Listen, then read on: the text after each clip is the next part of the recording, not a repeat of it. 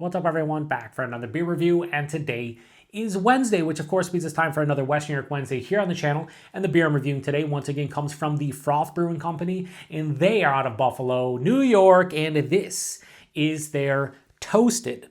So this is a chocolate stout with chocolate, toasted marshmallow, and graham cracker. It comes in at 7.5% alcohol by volume. No IBUs listed in time of review. This can is approximately 5 weeks old. So it's been a while since I reviewed something from Froth on the channel, and I haven't reviewed many darker beers from them. I actually went back into my archives on the channel and realized I reviewed one darker beer from them, which is insane.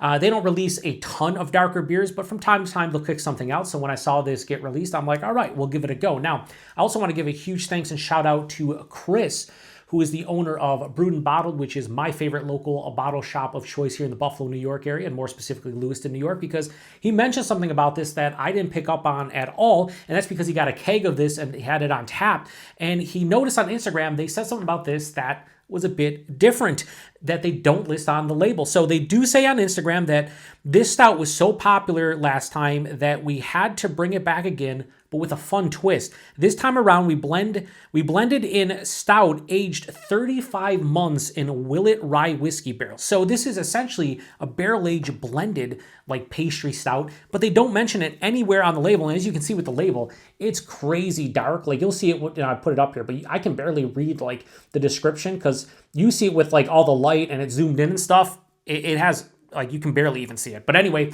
so yeah, I don't know what to expect about from this one. I've never had the regular version they released before this, so I don't know how heavy-handed the barrel aging properties of this one will be if they blend it in. They don't say how much they blended in. They just say it was blended in. So I'm excited about it. Like I said, don't review a bunch of darker beers from Froth, but I do review them. Or I do drink them occasionally. I just haven't reviewed a lot of them. Look at that. Like, I cracked it open. It's spilling everywhere already. At least it's a full pour. It's everywhere. I'm going to have to clean up. We got the hashtag proper glassware, Froth Brewing Company glass. So, ooh. And I'm spilling this because why wouldn't I? Not a ton of carbonation, it looks like. Now, I didn't pour it like super aggressive, but yeah, I'm going to have to clean this. Wow. Yeah. Overfill, but also terrible pour. Joe rears his ugly head. It's all right. I love the can art, though. This whole blacked out theme is pretty sick, if we're being honest here. But, yeah, the pretty much got stout everywhere, which I'm fine with. Whatever. Anyway, so I gave it a pour here into, again, the hashtag proper glassware. Yeah, I like this glass, but it only holds 13 ounces, and when I do, like, heavily fruited sours, you know, you don't get as much with doing it that way. Let me, a little bit close for you. So yeah, that's pitch black. I'll do the light thing, but I don't think it's necessary because it's definitely pitch black. Like, you try to look through it, yeah, you're not seeing anything through there. It's pitch black. Didn't really have any kind of head. The head that's I can see is kind of like a tan colored head.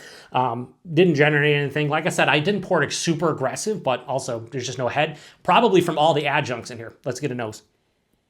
Yeah, that smells like Hershey syrup, graham cracker, and marshmallow. So what is that? It's a s'more. Wow, that chocolate is super, super rich and heavy. Like, it even goes surpass like a Hershey's milk chocolate into kind of like a Hershey syrup into like a nice robust, like kind of just like your local chocolatier that maybe you get stuff for Valentine's Day, which was recently, like that type of quality. It's like a little bit better than that, than the Hershey's. Very chocolate heavy, without question. I'm glad they call this a chocolate stout as opposed to saying stout with those three adjuncts. They kind of double down. They say chocolate stout with chocolate, toasted marshmallow, and graham cracker. In order, for me, I'm getting milk chocolate, vanilla / marshmallow. It's not really toasted, though. It's just more of like a vanilla kind of confectionery thing. And then graham cracker underneath. Would I be able to tell you, if I didn't know already, that this was blended with a barrel-aged beer of any sort? No. I'm getting no rye whiskey. No whiskey in general. There's no, like, outside of the vanilla that I think's coming from the marshmallow, there's no oakiness, there's nothing like that. Maybe a slight, like, roasted malt quality from the base beer. But this smells like a pastry stout through and through at 7.5%. My only worry about, like, non-imperialized pastry stouts is a lot of times they don't have enough of a they don't have enough of a body and like mouthfeel to really properly, for me to enjoy them anyway. Like I feel like you got to have that like viscous body because it makes it better, but we'll see. Let's get into it. Cheers, everyone.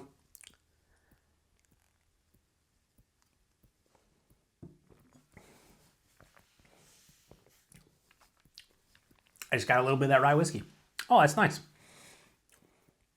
Yeah, that's real nice. It, believe it or not, this is a very drinkable pastry stout. It is very dry, like almost bone dry on the finish. And there's a little bit of like a peppery, like rye whiskey kind of dryness.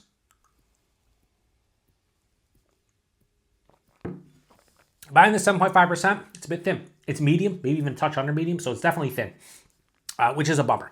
Because I'd want to see this a bit over medium into like low full. 7.5% is hard to get to that point, but I just feel like I'd like a little bit more of a, just a little bit more of an oomph to it. The mouthfeel is nice though, despite the fact it looks like it had very little carbonation.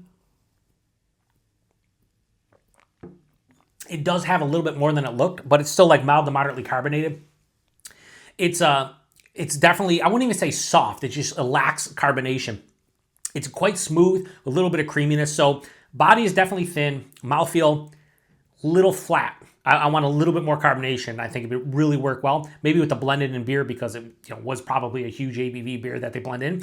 I don't know what the old ABV of the like prior releases of Toasted were, but if you're blending in some of that barrel-aged rye whiskey barrel beer, like stout, you would think the ABV would be bumped up a little bit. So maybe they started with a lower ABV and blended it in. I don't know. I'm definitely feeling a little bit of the alcohol, like not even in my chest, but just like as a whole.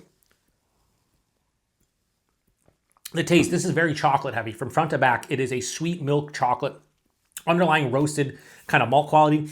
Midway through the palate, I get the marshmallow / vanilla. It's not really toasted for me. There is real no smoky, toasty kind of feeling here. Maybe I'm mistaking the lightly roasted malt for that toasty quality, but not really. It just tastes like a a generic lightly roasted malt. Or just roasted malt in general. The graham cracker is on the finish. So on the finish, I'm getting a bunch of different stuff. I'm getting graham cracker, like a sweetness from a graham cracker, and just the characteristics of a graham cracker as a whole.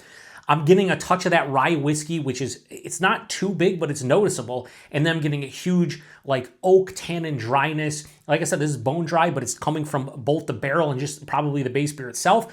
So this is very dry. This is not crazy sweet. So kudos to Froth for not going too heavy-handed with the sweetness in this one.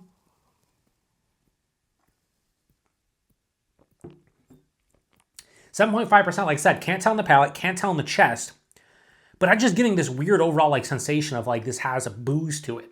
Like it is barrel aged, right?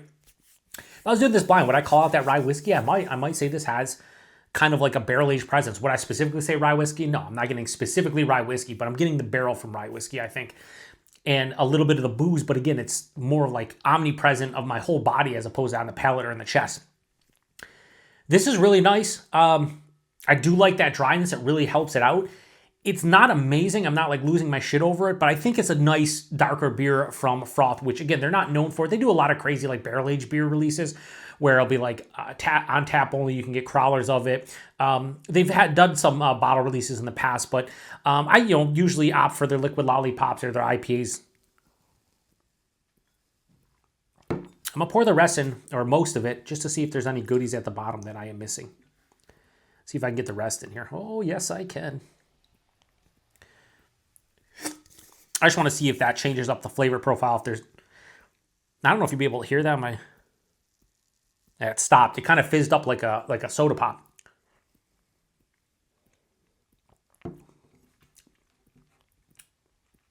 Now, it did. So here's what I'll call this one. I think they did a great job calling it a chocolate stout. Would I call this a s'mores or a s'more-inspired stout? Probably not, but that's what they're going for. It's called Toasted. It has chocolate, it has toasted marshmallow, it has graham cracker. They're going for a s'more. I don't think they essentially nailed it. However, if you're somebody who likes chocolate stouts, this is for you. It's very chocolate heavy, but it's also got a little bit of like I said, I didn't mention anything about the bitterness, but as I'm sitting here, there's kind of like a slight like earthy kind of resinous hop character, like a mild to moderate one.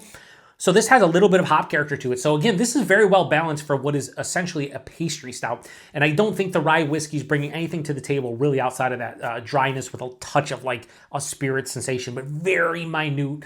Don't go into this one thinking like this is truly like a barrel-aged beer because it is blended.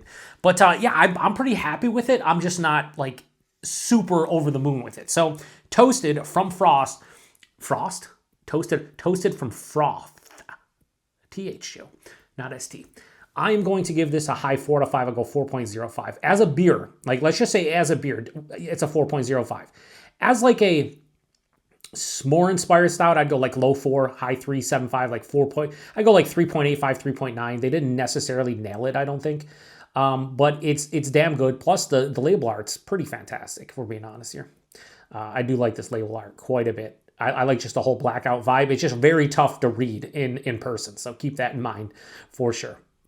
Anyway, price point availability, $18 a 4-pack at the brewery. I think at Brewed and Bottled I paid like $4.75 or $5 for that can. So, you know, a little bit more expensive than if you had to buy an entire 4-pack. I'm totally okay with that. Buying singles is my jam nowadays, and Chris sells everything as singles, and I'm just happy he was able to get some of this so I could review it, and he also let me know about that because I don't know if I would have looked on Instagram specifically to see what they said about it. So thanks, Chris, not only for carrying the beer, but for the nugget of information.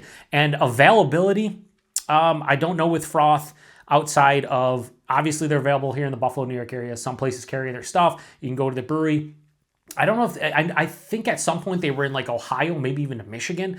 I don't know how far a beer like this would make it, but if you're in New York State, you probably can get your hands on them. They might get on like Tavour and some, you know, different sites here and there, but for the most part, you got to be in New York and probably surrounding states at the most, I would say. But I really like their stuff for the most part. I don't review as much as I used to because we just have so many breweries in Buffalo, and then I review all kinds of different breweries. So at one point I was reviewing a ton of Liquid Lollipops, ton of their beers, and I've kind of slowed down. So I like to review them 2 or 3 times a year. That goes for a lot of breweries in this area. Just, you know, a couple times a year, pop in, see what they're doing, because you try to show love to so many breweries on Western New York Wednesday, and sometimes it's tough to fit everybody in. So if you're in the Western New York area and you think this one sounds good, check it out. Again, I'll be curious to know if anybody who's had this one before, if you want to post a comment section, let me know what you thought about it. Did you pick up on actual s'more flavor?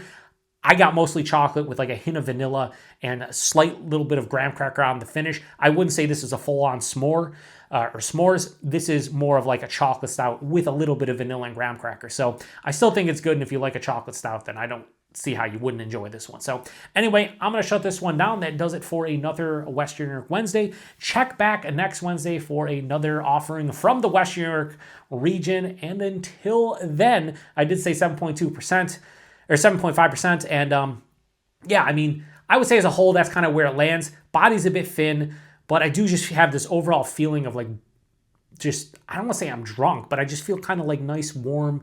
It's a warming beer, we'll say. So I can kind of notice it has a decent amount of alcohol. So I want to say it hides the alcohol well. It's kind of appropriate, but in a different way for me. And I just thought I'd mention that. Anyway, till the next one. Cheers.